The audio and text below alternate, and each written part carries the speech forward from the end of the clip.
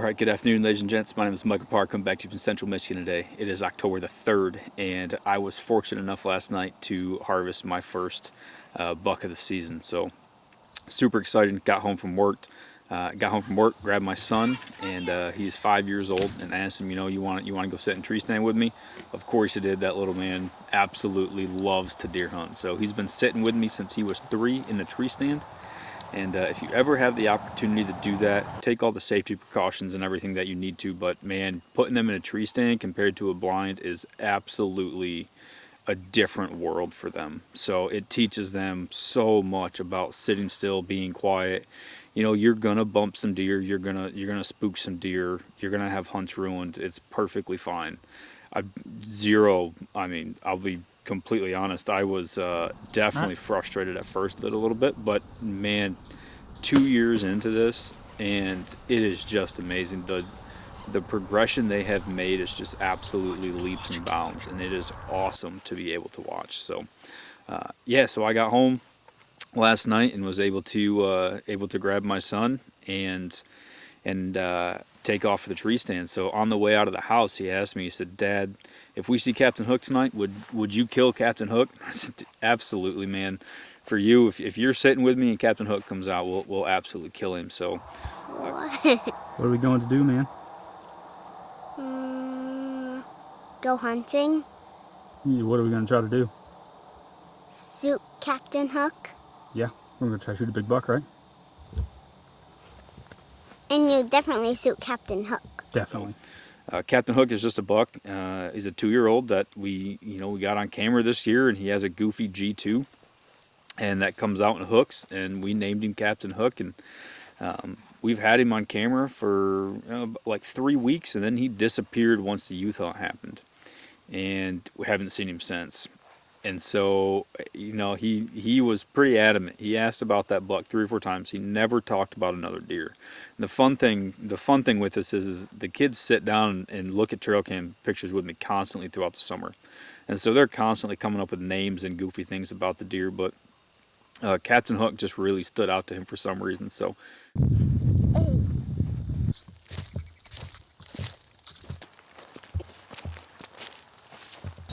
alrighty, good afternoon. My name is Michael Parr, and I got Brantley with me today in the tree stand, my son. How old are you, Brantley? 5. About to turn 6. That's right. Have we ever shot a deer together? Last year over that stand over there. 2 years ago. Not last year, 2 years ago. When you were 3. And when you were 3, we didn't shoot one together at 4. But yeah, so today's October 2nd. It is the second day of season. This is the first sit behind our house. I sat yesterday morning on public and didn't see anything. But yeah, so we got about an hour and 40 minutes until legal shooting time's up.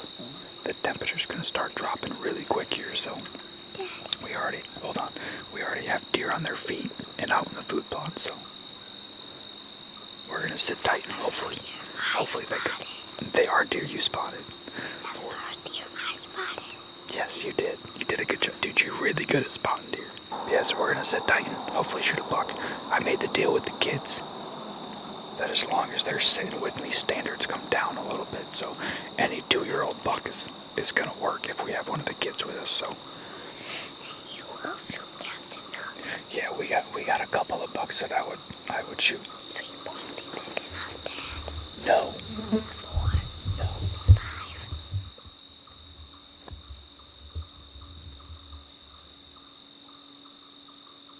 5. Last night we get back and set up about 6 o'clock, and we have some does immediately pop out in the food plot, and he was the first one to spot them. He was super excited about that, and deer were moving pretty good. We had seen quite a few of them, but everything was up in the different plot, not the one that we were sitting over.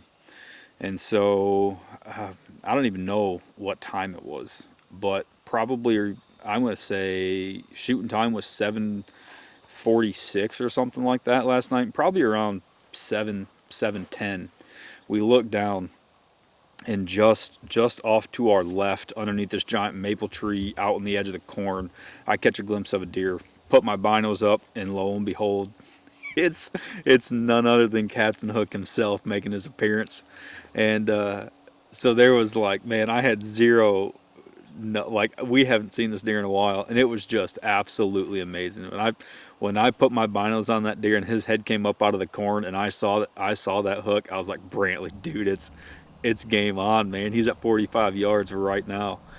He ended up turning to the right, and we thought the way that we kind of have this section of the property laid out is he can go from where he was at. The common flow of deer in the evening is to come from where he was and to come out and walk the 2-track.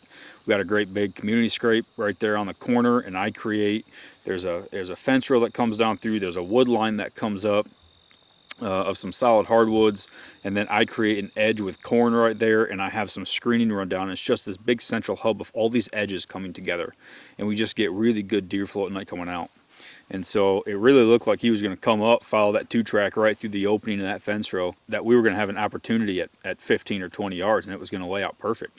Well, he didn't end up doing that, so he stayed out to the left right there and milled around for a second and then went back into the corn. At that point, disappeared, and then I had some does pop up right over my right shoulder. They were out in the food plot, and they were on super high alert. They kept looking back. I was trying to watch them too. I completely lost track of that deer, and all of a sudden I looked back left, and he had walked back through, and he was in the original opening that he was standing in, and Brantley could see him plain as day. And these does are right behind us at 15 yards, and I just kept telling Brent, dude, you can't move. We got to stay still. We cannot scare this deer. He was absolutely perfect. So these does end up working past us at like 8 yards, walk right down underneath of us, and walk back into the hardwoods. I thought for sure that was all we were going to need to pull him out of the corn and come right down to us. And it wasn't. Those does came out and milled around for a second and ended up, keep going deeper into the woods, and he never showed face. And so it's like, man, I don't know where he's going, but I have a wall of screening up through there, and I've never, sitting here, numerous times the last few years in the stand, I've never had a deer come from that direction, because I keep it pretty well blocked off because I don't want them coming from that direction. And of course, that's exactly what he does. All of a sudden, I hear something out of my left ear, and Brantley is on it, and he's like, Dad, he's right here. And sure enough, I look up, and he's standing there at 25 yards and walking towards us.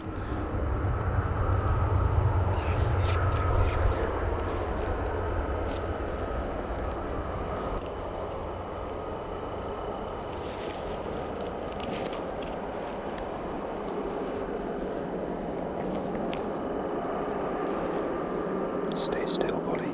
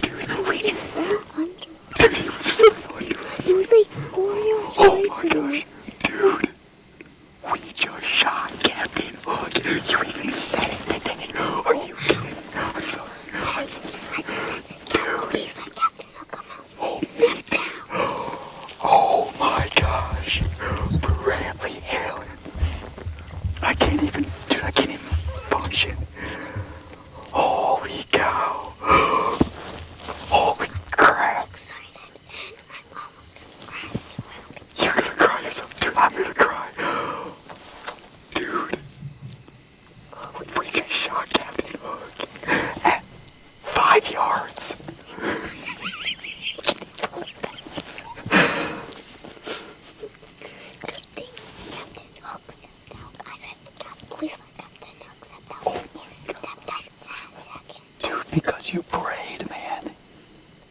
You prayed for it and he stepped out as soon as you said that. Are you kidding me? Really, Parr, dude. Oh my God. I can't really hug you.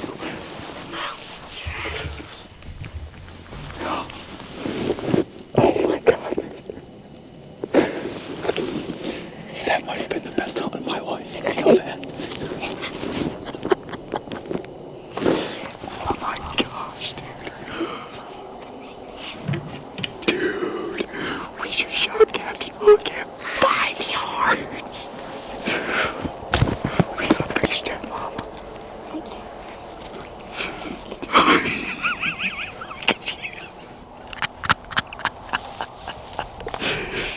Look at you, dude.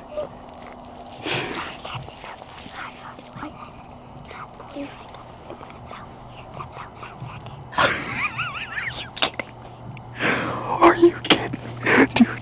Dude, look at me. Look at my hand. I can't even.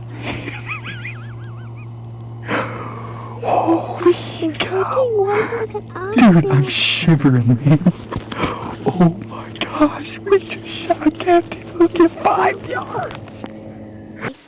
Okay, alright, we're gonna watch the video back and see what that shot looked like. I want to sit back up here. I think I'm settled down for a second.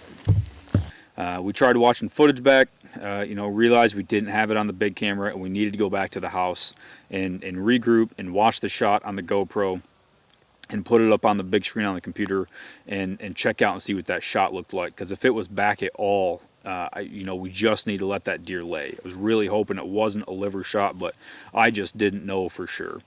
And so we get down, there's amazing blood on impact, and so we pack up and go to the house. Get back up to the house, watch footage back, and I was pretty darn confident at that point that deer was dead. So we decided to give him a little bit of time, and so we gave him about 2 hours and took back after him. And when we got back in there, man, the blood was, I immediately knew, like he didn't go anywhere. And that buck ended up running about 60 yards, piled up, and literally laid underneath of our hunting shack.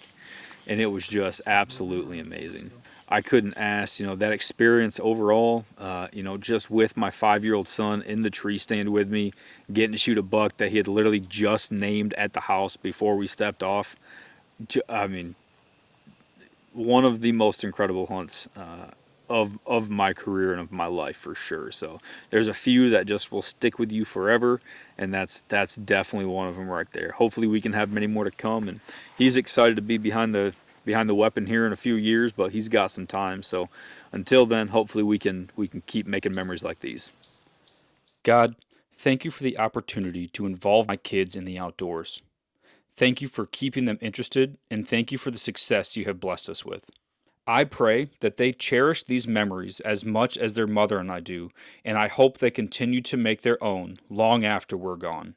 God, thank you for answering Brantley's prayer that he prayed tonight, and help him to grow stronger in his faith because of it. Thank you for this animal giving its life in order to provide food for our family and memories to be passed on for generations to come. Amen.